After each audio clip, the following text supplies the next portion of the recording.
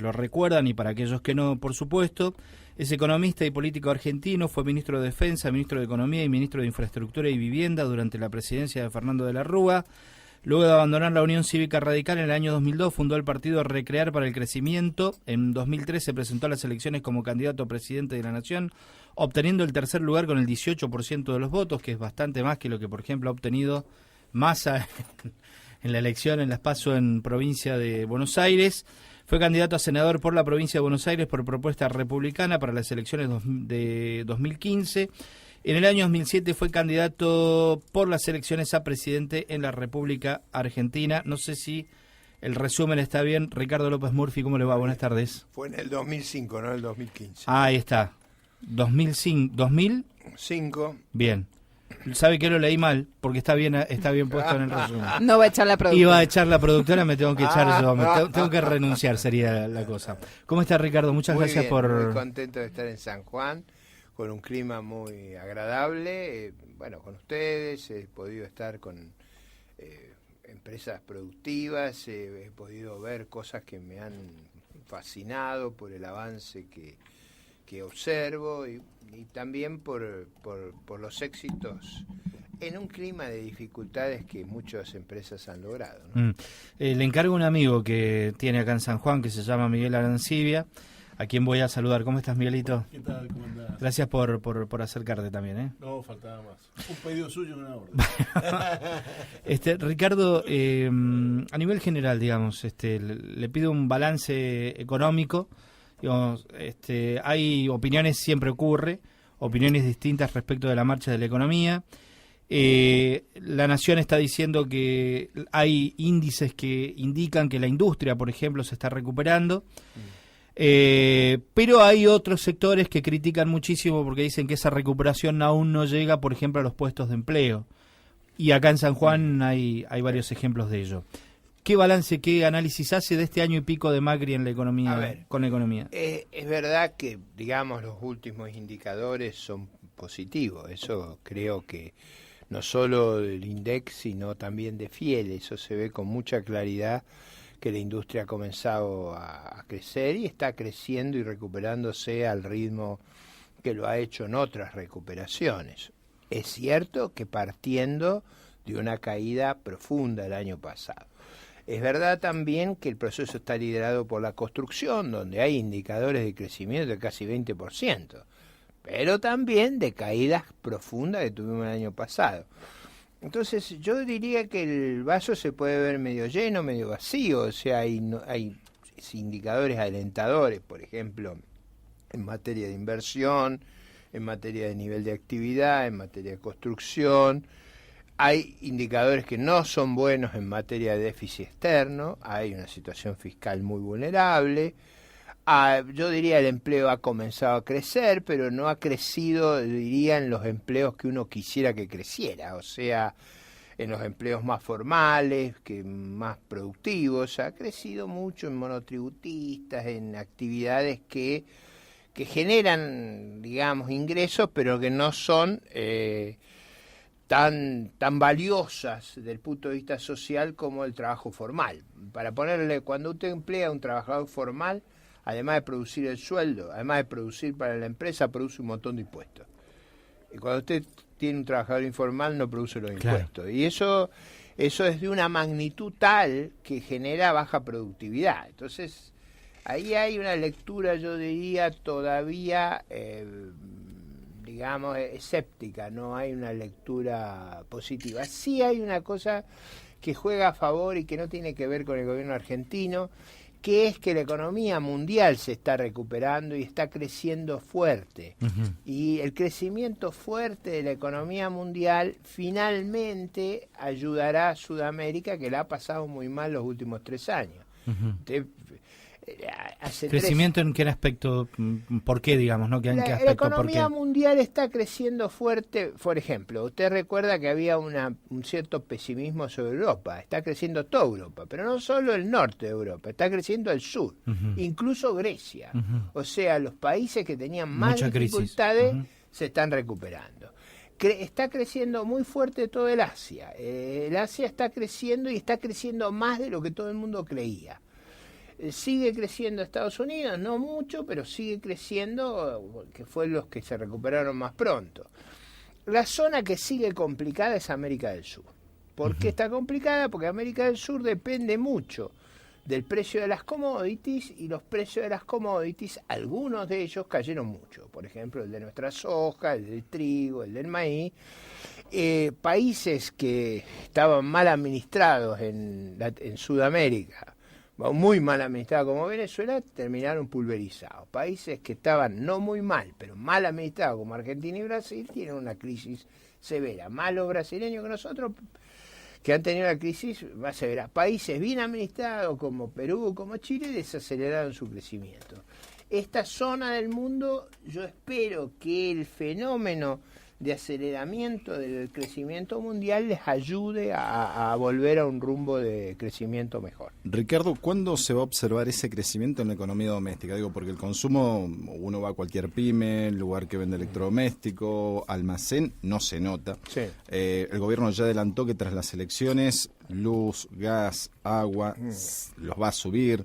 El incremento de la nafta vendrá a principios de octubre, vendrá en noviembre, pero viene y es plata que se le quita al bolsillo a la gente. Uno dice, ¿qué herramientas hay para suponer que el consumo doméstico se va a mejorar si hay todos esos ingredientes en medio? Yo diría que lo que hoy necesita la economía argentina, le voy a decir algo que no es muy popular, pero que necesita la economía argentina mucho hoy, son dos cosas. Inversión para generar empleo genuino.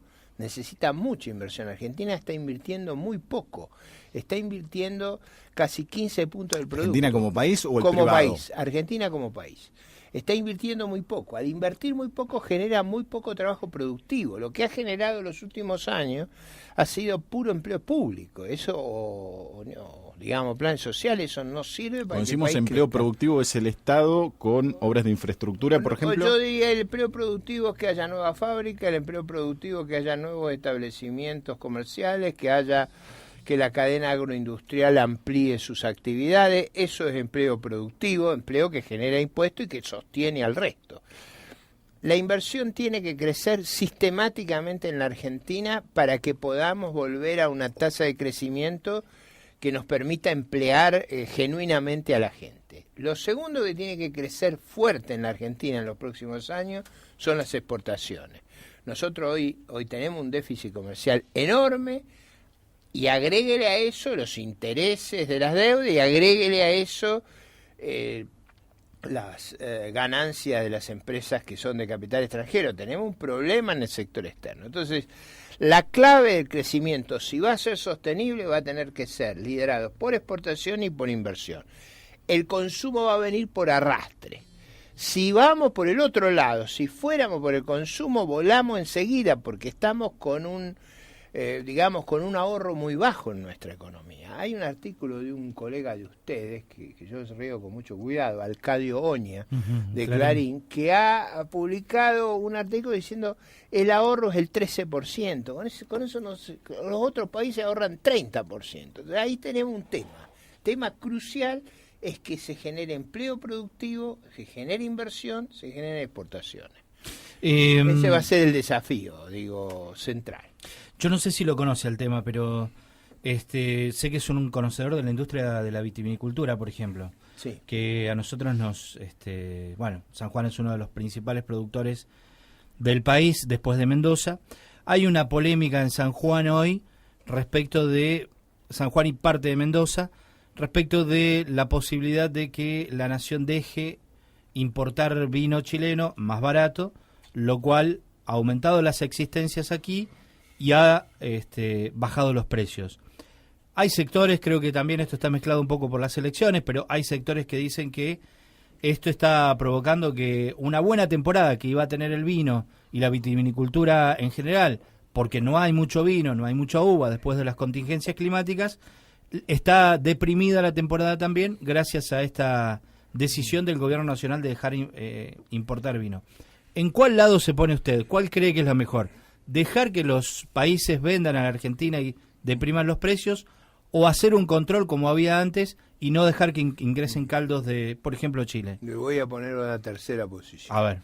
Yo viajo mucho por el mundo a todos los lugares que voy a los supermercados a ver si encuentro los vinos argentinos.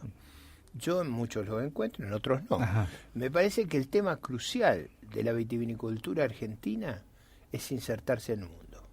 O sea, yo miraría si esto funciona, si nuestras bodegas están hoy en condiciones de colocar el vino en el resto del mundo. Me parece que ese mercado es inmenso y es ahí donde debemos apuntar. Pero no estamos en esos mercados porque no somos competitivos para esos mercados, porque la calidad, yo supongo que la calidad no es el problema, pero pregunto, ¿la calidad también es un problema o es una cuestión de que no somos competitivos, somos caros? Yo diría que de unos años a esta parte el vino argentino ha ido progresando en el mundo. El Malbec se ha vuelto una cepa muy característica de Argentina. Y yo le voy a hacer un cuento que me impactó mucho. Estando en Hanoi, en Vietnam, estaba en una visita para entender qué había pasado en la historia vietnamita. Ustedes saben que es una historia muy impactante, sobre todo para la gente de mi generación, o sea, los que nos educamos en la vida universitaria a fines de los 60, principios de los 70, el conflicto de Vietnam fue muy importante. Yo estaba visitando Hanoi, discutiendo con las autoridades la historia y por qué ellos habían luchado tanto y después habían hecho un cambio hacia una economía capitalista.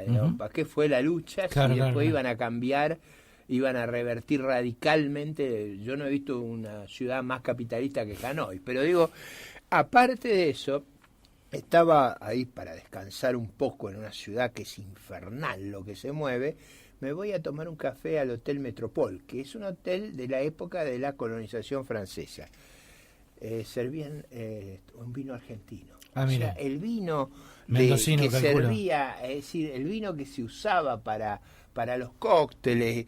Y yo le preguntaba a los americanos como si fuera un idiota, ¿por qué toma el vino argentino? Bueno, ¿sabes cuál fue la respuesta? En el diagrama precio-calidad es el que está mejor. Es un vino de alta calidad y es más barato que los franceses, que los italianos, que los españoles y que los chilenos. Entonces, por eso tomaba el vino argentino.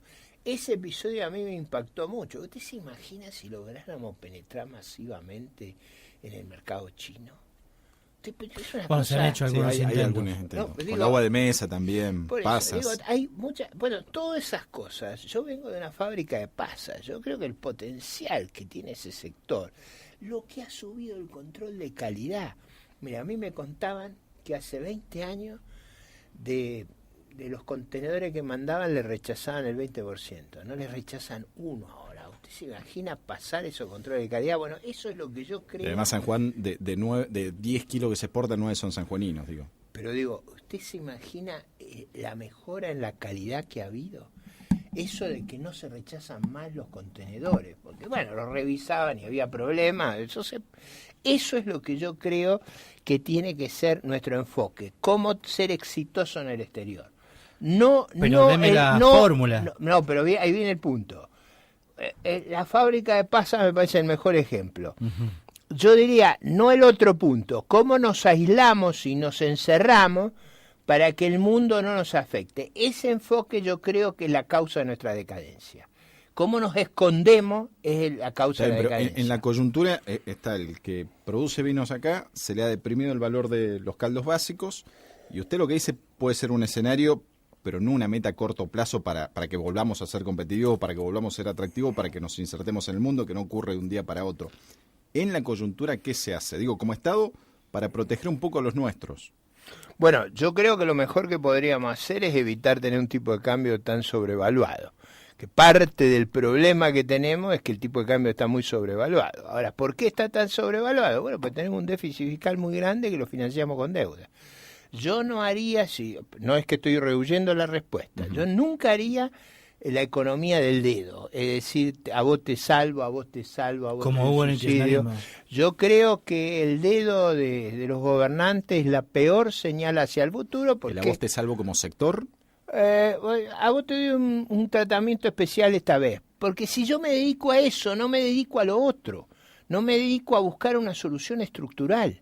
Lo que necesita la Argentina es una solución estructural, no la suma de reacciones, de coyuntura, de ver como suturo las dificultades. Y esto sí creo que esas dificultades, y ahí tienen un punto de razón, están exacerbadas por un tipo de cambio sobrevaluado. Ahora, ¿por qué tenemos el tipo de cambio sobrevaluado? Eso es lo que hay que entender. Tenemos el tipo de cambio sobrevaluado porque tenemos un déficit gigantesco. ¿Y por qué tenemos un déficit gigantesco? Porque no queremos enfrentar el problema. El gobierno está siempre viendo cómo lo corre la arruga para más adelante. Ese es el problema que tiene la producción, el empleo en la Argentina. Claro, digamos, usted no se inclinaría por ni cerrar ni abrir las fronteras, en el caso del vino. No, ¿Usted no cree que sea el aplicaría problema, las reglas generales. el problema mayor no es ese? Yo aplicaría las reglas generales, me obsesionaría en arreglar los problemas a largo plazo. Por ejemplo, yo creo que el país tiene un exagerado nivel de presión tributaria sobre el empleo. Ese exagerado nivel de presión tributaria sobre el empleo le hace mucho daño al empleo formal y a la creación de empresas y sobre todo a las pymes.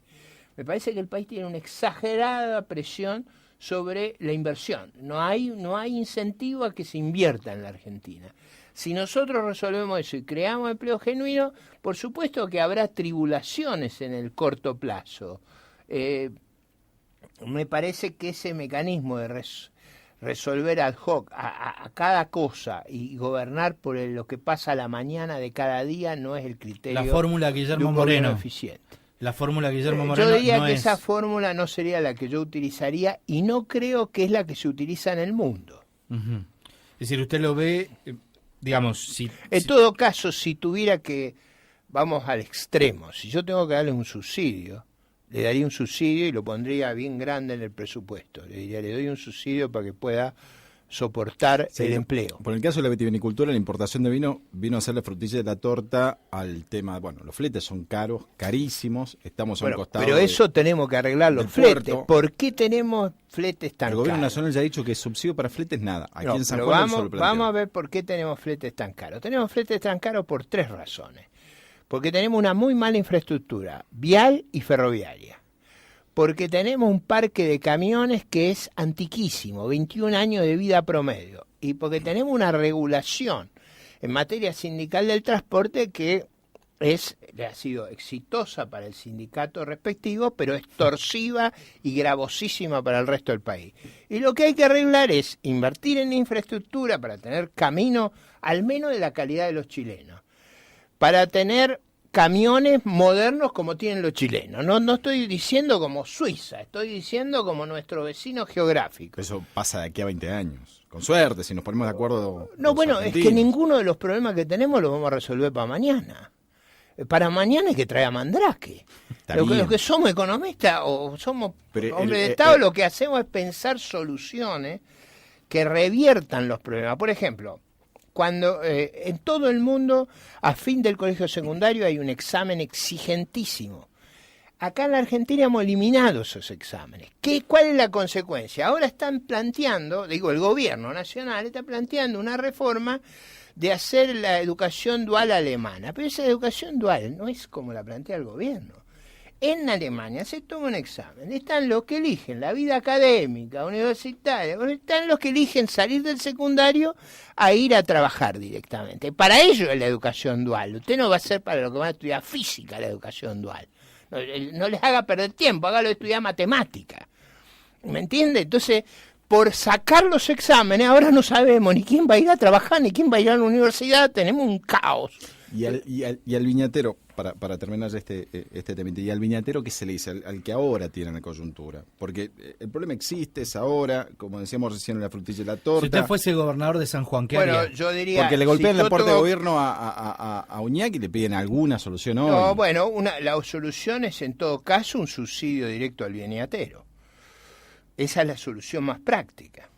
Pero el Estado Nacional no quiere saber nada con subsidiar a nadie. Bueno, pero puede ser que lo subsidie el Estado provincial. Claro, hay un aporte, una idea en el tema fletes ahí dando vuelta, pero es así, minúsculo, es una aspirina. El caso, yo ni subsidiaría el flete, subsidiaría a la persona para que pueda y a que pueda sostener su empleo en una coyuntura transitoria. Si hay que hacer algo, es con un subsidio directo a ello. Y poner en el presupuesto, lo hemos subsidiado. ¿Por qué? Bueno, porque hay una situación de emergencia, de infortunio sumamente anormal. Usted me dice, no es anormal de este año, va a ser permanente. Entonces ahí no hay que hacerlo. Claro, ese es el problema. Si es permanente, o eso...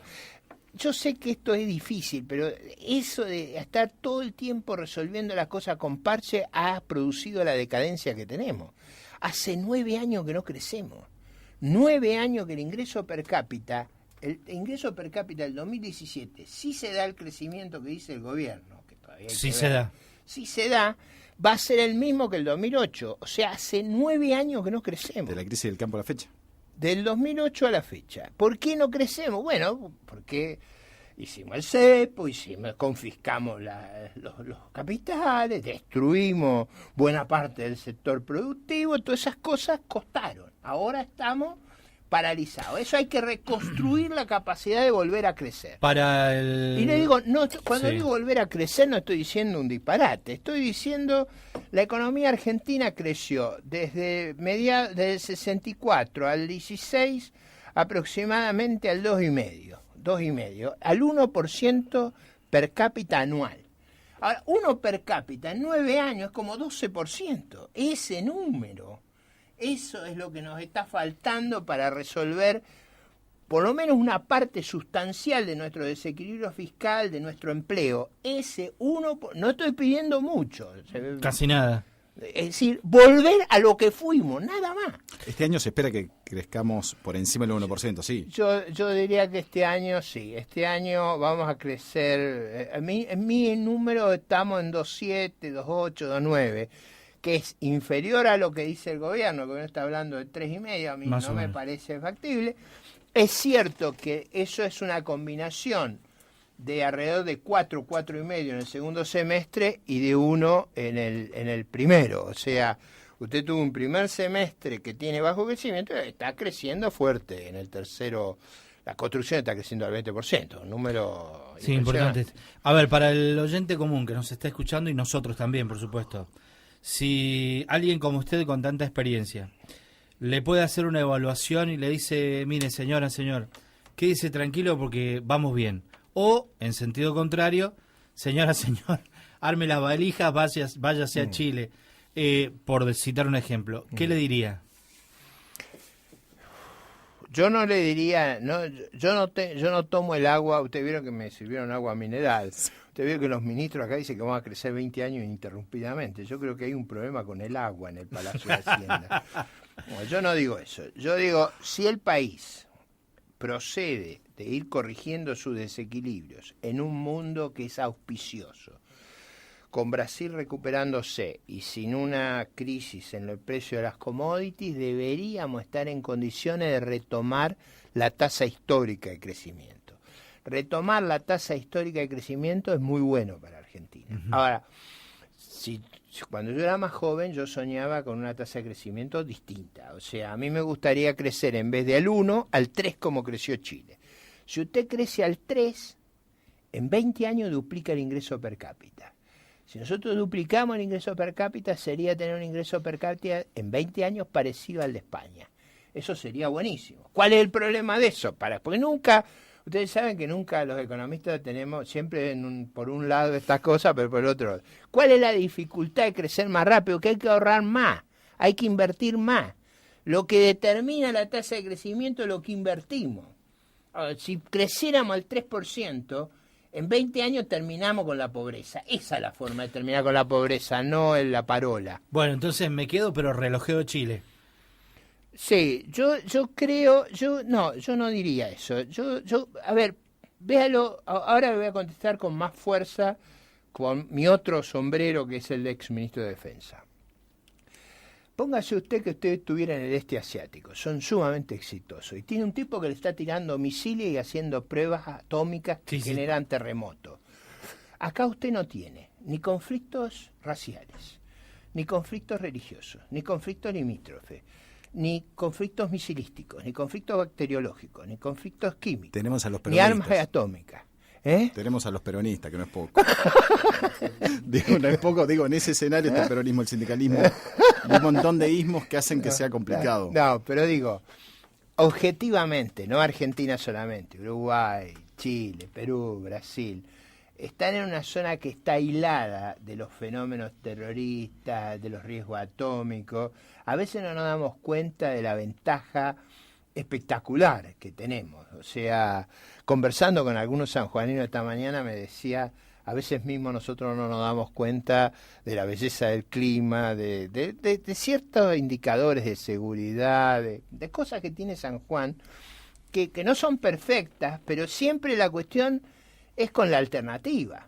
Claro. Yo en ese sentido yo no soy pesimista. A mí me parece que esta zona del mundo, no Argentina solamente, Uruguay, el sur de Brasil, Chile, Perú, tienen oportunidades muy valiosas y ojalá las podamos capitalizar. Bien, me quedo entonces. Ahí está. Ricardo López Murphy, muchas gracias. Gracias. Bueno, Miguelito, muchas gracias también. No, gracias a vos, gracias por la invitación. Bueno, 13:27, dame tanda.